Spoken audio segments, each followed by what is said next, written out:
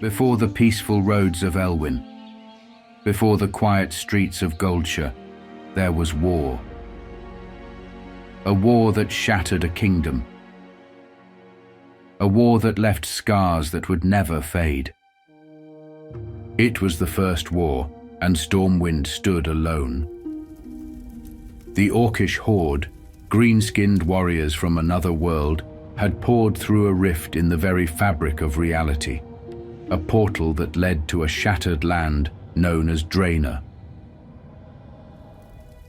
They came with axes, with fire, with an unstoppable hunger for conquest. They razed villages. They butchered men, women, and children, and they marched upon the city, the last stronghold of humanity in the south. Marshal Dughan was not yet a marshal. He was only a boy when the orcs came. He watched as the city burned, as its people fled for their lives. His father, a soldier of Stormwind, stood with his brothers in arms, fighting to the bitter end. Dughan never saw him again. For years, the exiles of Stormwind lived in the northern kingdoms, sheltered by Lord Aaron. But Dughan did not want shelter. He wanted strength. He wanted to ensure that no boy would ever have to watch his home burn again.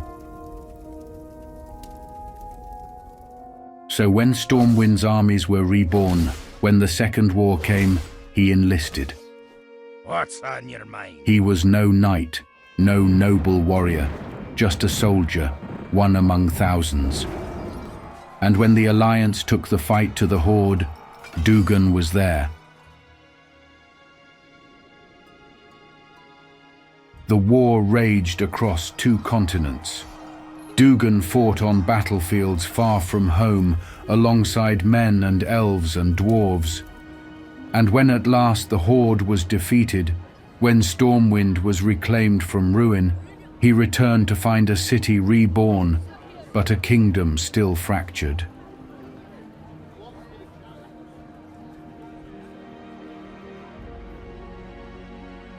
The kingdom had been rebuilt, but the scars of betrayal ran deep. The nobles refused to pay the stonemasons who restored Stormwind, driving them into exile.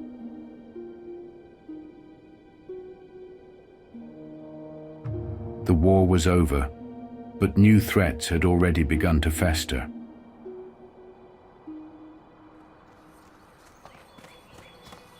He could have stayed in the city, climbed the ranks of the guard, found a place among the politics of Stormwind.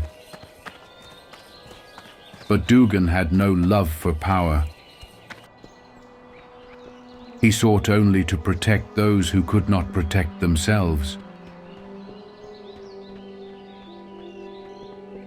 So when the kingdom needed men to watch over the lands beyond the city walls, he volunteered.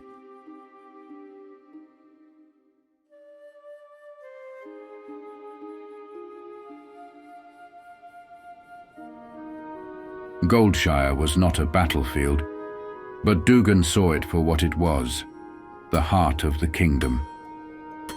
The people here did not know his name. They did not remember the wars, and he was fine with that.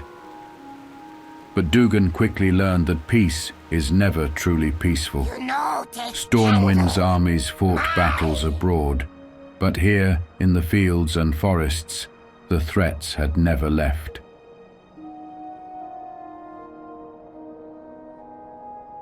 The mines of Elwynn were supposed to fuel Stormwind's rebirth, but something had gone wrong.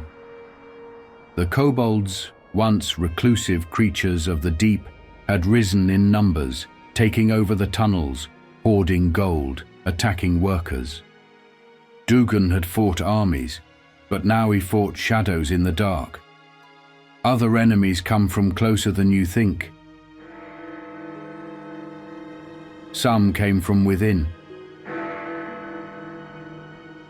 the Defias Brotherhood. None may challenge Once the very Brotherhood. stonemasons who had rebuilt Stormwind had been cast aside, betrayed by the kingdom they restored. Now they wore masks of crimson, striking from the shadows, waging their own war of vengeance.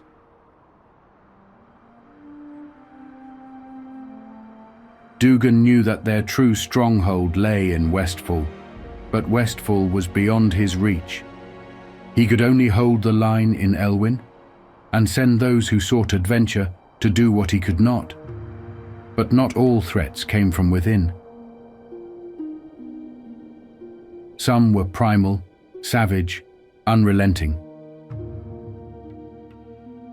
The Riverpaw Knolls had always been a problem, but never like this. A new warlord had risen, Hogger.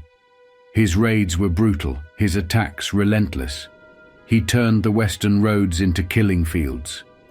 One man cannot guard a kingdom. Dughan needed help.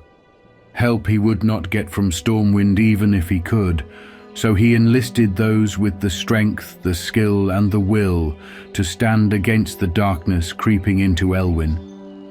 Not knights, not soldiers, but adventurers. Wandering warriors, mercenaries, and hopeful heroes, people willing to fight when no one else would. With their help, the roads were kept safe, the farmlands protected, and the people of Elwynn could sleep soundly. But Dughan knew the truth. Dughan's war never ended. The kobolds would return. The Defias would always lurk in the shadows. The Knolls would rise again. He does not seek glory. He does not seek fame. He asks only for one thing, to keep the people of Elwynn safe. And so he stands watch, long after the heroes have moved on. For duty is not measured in battles won or enemies slain, but in the simple act of standing firm when all others would falter.